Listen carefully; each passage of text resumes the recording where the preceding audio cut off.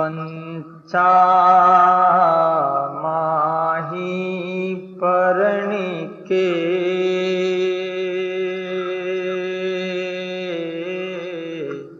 कर गिलावे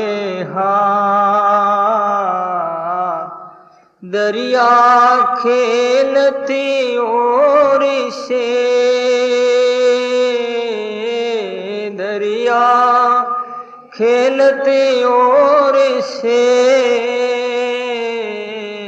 सुख नहीं पावे नाथ सुख नहीं पावे नाथ। बोलो राम। आचार्य सिद्धरिया महाराज यहाँ पर एक मार्मिक निष्ठा की और एकाग्रता की एकात्मता की बात कह रहे हैं। महाराज कहते हैं कि पंचामाई पर्ण के जब लड़के की शादी होती है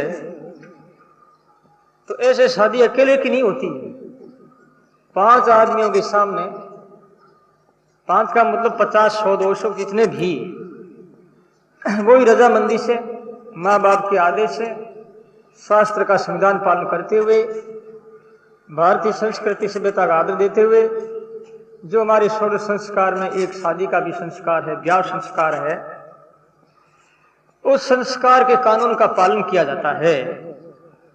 तो कानून का पालन करके शादी करते हैं, परंतु शादी करने के बाद में यदि वो लड़की स्त्री पति को छोड़ करके पर पुरुष से प्रेम करती है तो सुख नहीं पावे ना। दरिया खेल तो और से, यदि वो और से प्रेम करती है तो नाथ ना उसका पति जो है वो सुख नहीं पाएगा, उसका पति के अंदर जलन हो जाती है, दुख हो जाता है और उनका जो घर बिगड़ जाता है। तो आचार्य सिद्धरिया महाराज कहते हैं ममैवांशो जीव लोके, जो जीव जो परमात्मा का अंश है और परमात्मा को मालिक नहीं मान करके और दूसरे के साथ में यदि वो संबंध जोड़ लेता है तो क्या भगवान खुशी होंगे उनके ऊपर? भगवान राजी नहीं होंगे? क्यों नहीं होंगे? परमात्मा का अधिकार है, जीव के प्रति अधिकार ईश्वर का है, दूसरों का नहीं। अब जीव दूसरों को छोड़ करके, परमात्मा को छोड़ करके दूसरों के साथ में प्रेम करता है, अन्य के साथ लगाव पैदा कर लेता है, आत्मीयता का संबंध जोड़ देता है, किन्हीं और को अपना मान करके अपना लेता है, तो महाराज कहते हैं कि वो व्यभिचारिणी भक्ति हुई। भक्ति व्यभिचारिणी अनन्य भक्ति होनी चाहिए। श्रीमद् भगवद गीता में भी भगवान ने भक्ति योग के बारे में वर्णन किया है कि अव्यभिचारिणी भक्ति योगे न, व्यभिचार रहित जो भक्ति होती। व्यभिचार किसे कहते हैं?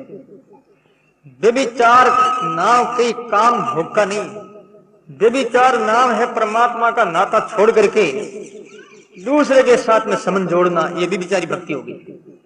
जैसे भगवान को अपनापन छूट गया, परिवार वालों को अपना मान लिया, अन्य परिस्थितियों को अपना मान लिया, या किसी से प्यार है उनको अपना मान लिया, भगवान को अपनापन, भगवान के प्रति अपनापन नहीं, तो वो व्यभिचारी दोष आ गया।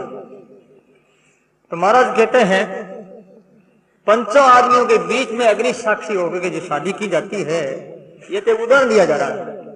और यदि वो औरत दूसरे व्यक्तियों से प्रेम करती है, पति को छोड़ देती है, तो उसके पति के हृदय में कितना दुख होगा, ग्लानि होगी और हृदय में चोट लगेगी, सुख नहीं पावे ना। ऐसी परमात्मा के हृदय में चोट लगती। परमात्मा कहते हैं कि मैंने तुम्हें बनाया, शरीर दिया तुम्हारे जिंदगी के लिए, निवाह के लिए सारी व्यवस्था की, तुम्हारे लिए पहले ही घर बसा दिया था, तुम्हारे लिए पहले ही माता पिता का निर्माण किया, जो कि तुम्हारा अच्छी प्रकार से पालन पोषण करके और तुम्हें नाम मानवता की पंक्ति में ला सके, ऐसी सारी व्यवस्था मैंने पहले से कर दी। परंतु तू जो है मुझे छोड़ करके दूसरों के साथ में प्यार कर